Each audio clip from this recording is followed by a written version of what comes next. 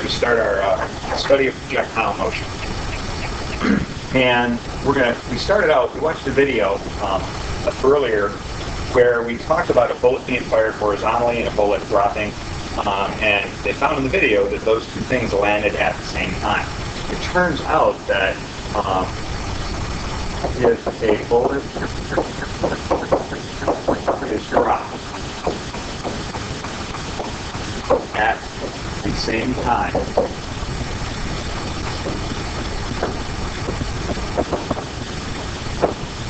as a bullet is fired from a gun, not only will they land at the same time, they will always be at the same height.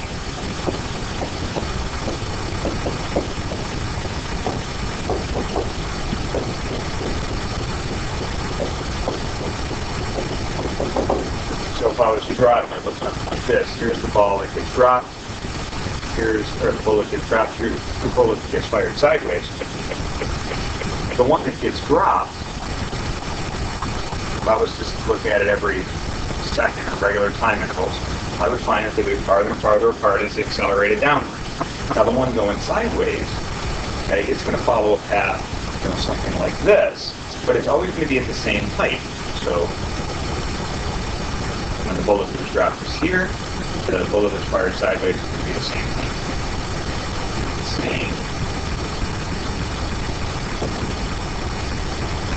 All the way along.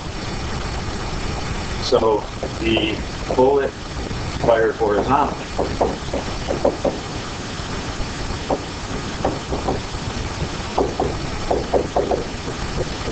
falls in the same way as the dropped bullet made its vertical motion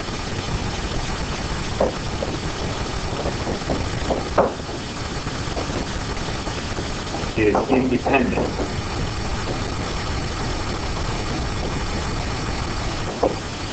of its horizontal.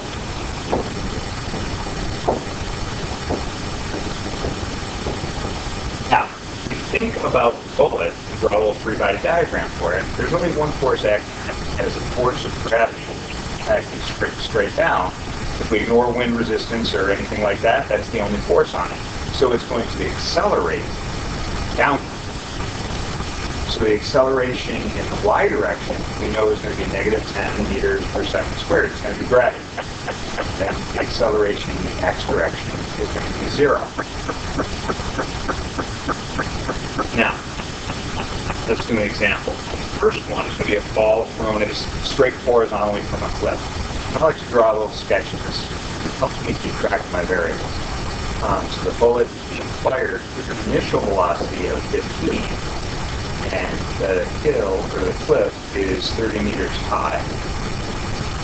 And it's going to land over here someplace. And one of our goals is to find out how far away it's going to land. And when I do this problem, I make my same list of variables I was doing, say, for a drop ball, but now I have to split them into x and y.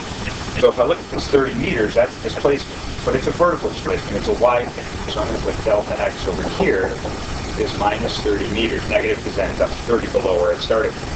How about this v0? Well, that's a horizontal thing. So I'm going to put v0 is 15 over here. Now I always know the acceleration. The acceleration horizontally is 0, and the acceleration vertically is minus 10 meters per second squared. Now I need three variables, and there's one that's a little bit subtle here, but if I look at this initial velocity over here, okay, it's straight horizontal. None of it is vertical, so the initial velocity vertically is going to be 0. So now I have three variables in the y direction, so I can use that to find, say, time. So delta x is v0t plus 1 half kt squared.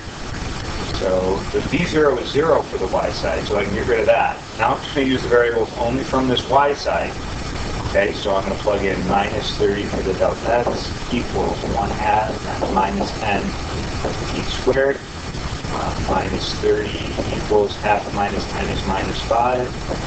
Then I would divide by the -5 and take the square root, and I end up with an answer of 2.45 seconds for the time.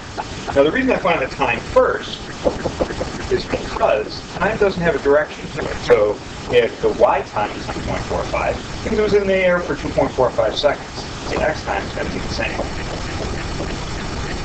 Now, I can find from that how far it went in the x direction. So for my x stuff, I can use this equation, delta x is 0 t equals 1 half a t squared, and I can use that to find how far. So the acceleration in the x direction is 0, so I can ignore that part of it, and I'm just going to get delta x equals d0 was 15, and my time was 2.45. And when I do that, I end up with a delta x of 36.7.